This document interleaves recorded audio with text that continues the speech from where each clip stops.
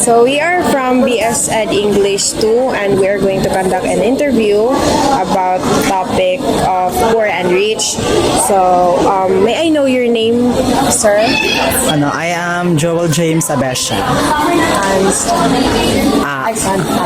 And I am currently enrolling as a third-year student of the Bachelor of Secondary Education major in Filipino.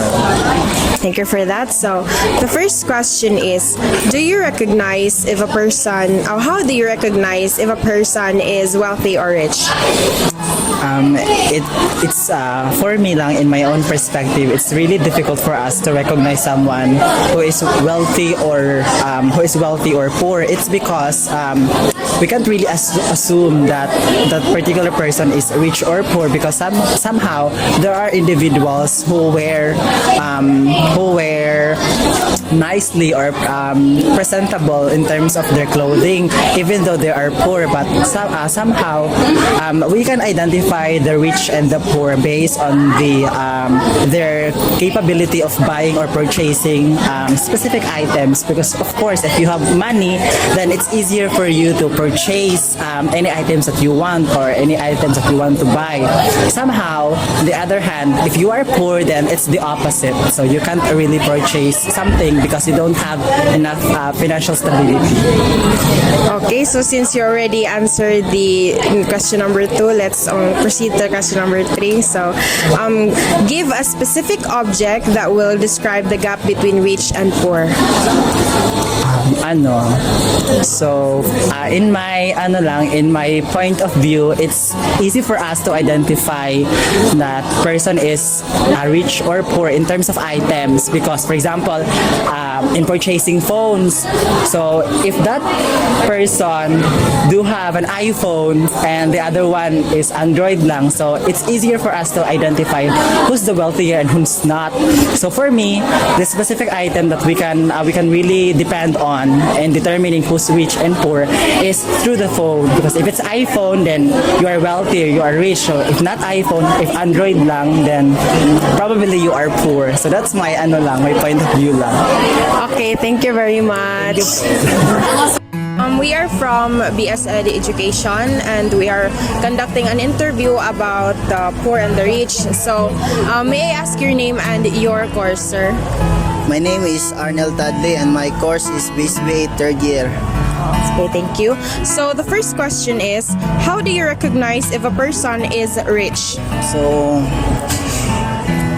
for me, I would say that if a person is rich is based on his luxury items.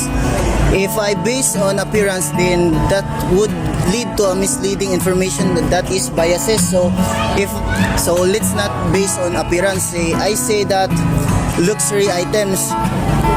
If that man has many luxury items like mahalon ba, so I would say that that man or girl, woman is rich, other than the other guy who is basta-basta lang, or then I would say that man is poor.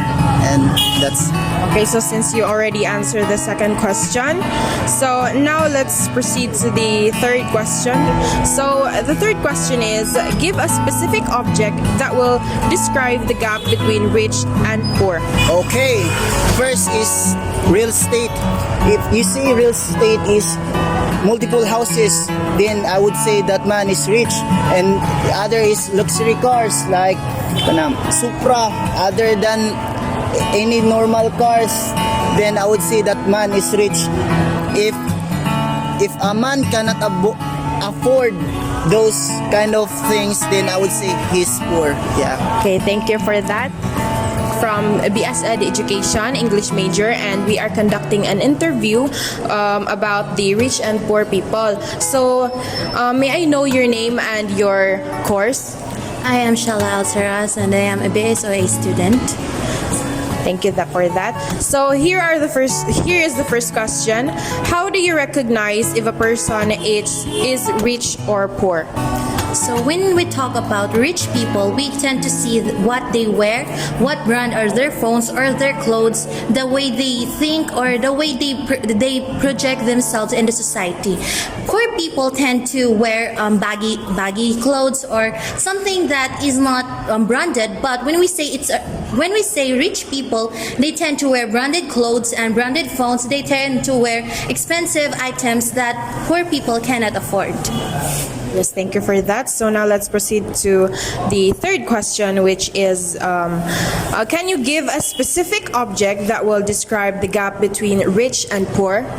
So when we talk about the gap, so for example, rich people, they tend to have a cars or they tend to have motorcycle, but when we talk about poor people, they tend to use public transportation as the basic transportation method because that is the only thing that they can afford. Unlike rich people or wealthy people, they can afford expensive things or expensive transportation items that can lead them to a better transportation compared to poor. Thank you for participating. Good afternoon, ma'am. So we are from BS Ed Education major in English, and we are conducting an interview about the opinions of rich and poor people. So may I know your name and your course? Hi, I'm Lara Hanagwen P. Ragot. I'm from BS Criminology. Okay, thank you. So here are your questions, ma'am. So first is, how do you recognize if a person is rich or poor? I recognize if a person is rich in the way they dress because the way they dress, a rich person usually wears original clothing styles and resort more to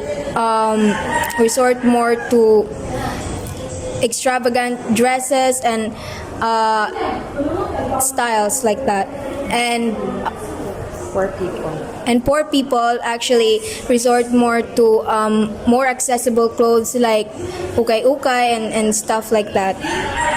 Okay, thank you for that. So here's the next question. So give at least a specific object that will describe the gap between rich and poor.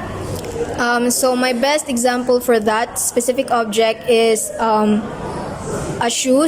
brand new shoes from Nike, and for rich people, they usually wears the original logo and stuff, and then for poor people, they wear the duplicated ones.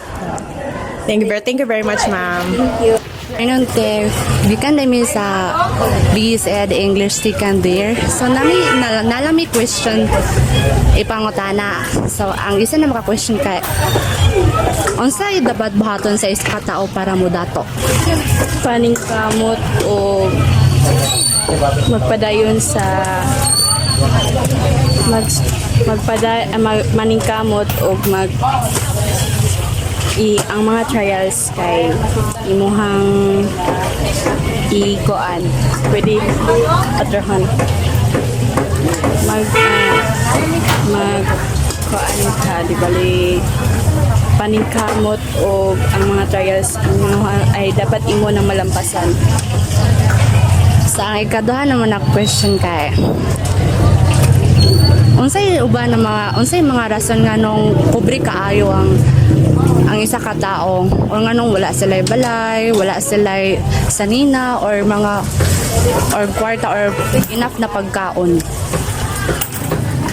Tungod sa koan nganong ang tao na ngano pobre tungod kay naay mga taong tapulan o walay pangandoy sa kinabuhi. Salamat.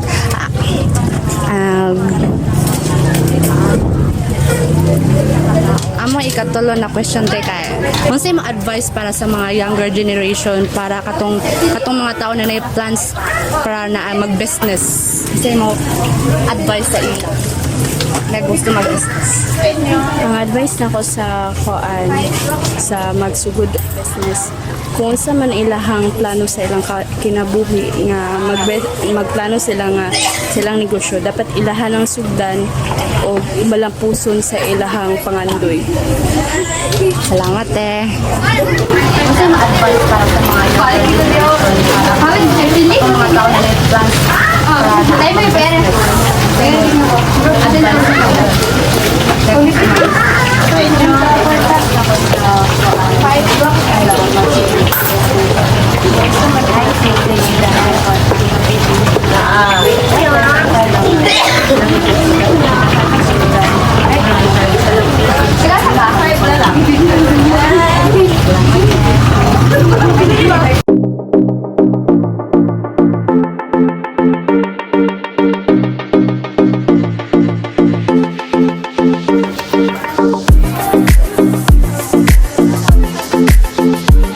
So, ngayong hapon din, we are from English. So, we're here to conduct an interview about sa opinion ninyo sa rich and poor people. So, pwede magtanong sa name. Ako si Anne. So, 34 years old. The first question, ma'am, is unsay mong maingon or unsay angay buhaton sa tao para madato siya? Ikaw lang, kinahanglan lang mag trabaho, dili mag tinapul o tapos diskarte sa kinabuhi.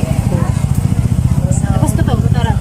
Thank you, ma'am. So, ang atong ikaduha nga question is unsay mga kanang rason nga no nay mga pobre kaayo, example wala sila makaon or masuot? Ang rason nga nung pobre ang tao, number 1, takulan. Tapos ikaduha, kontento na sa ilang unsay naa sa ilaha. Ang number 1 gyud kanang takulan. Ang number 3, ma'am, as a vendor, unsay mong maingon sa younger generation or sa mga tao ron, ma'am, nga nagplano pa nga mag-start sa ilang business? Kung mag-start sila sa ilang business, ipadayon nila. Kinahanglan lang og sipag, magtiyaga, madiskarte. Okay na. So, thank you, ma'am. Salamat kaayo. Okay lang.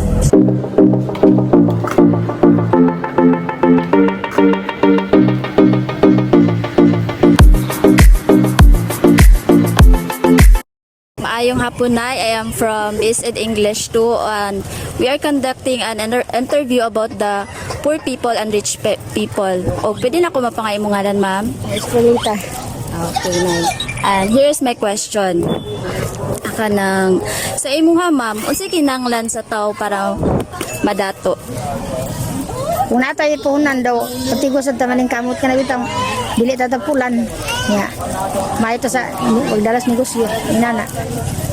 Og ang second question, ma'am, is unsay rason sa tao nga nung pobre siya? Tungod sa kawadon daw, kuwang sa pagpaning kamot. Daw. Now, kung atong pauman ko watay kwarta ni samot pud. Inana. Katulo ka question, ma'am, is unsay may ka-advise sa kanang mga batan-on karon nga gaplano sa negosyo? Kung naa sila ikakapital, padayon sila magplano, pero kung wala po, kung kantigo na sila magkuhan sa ilang pamplano nga, mangutang ba, na makapang negosyo gud sila. Kung magpatabang ba sila sa panggobyerno, inana. Kung dili sila maulaw, pag-atubang, inana. Sana sila. Sige, Nay, salamat.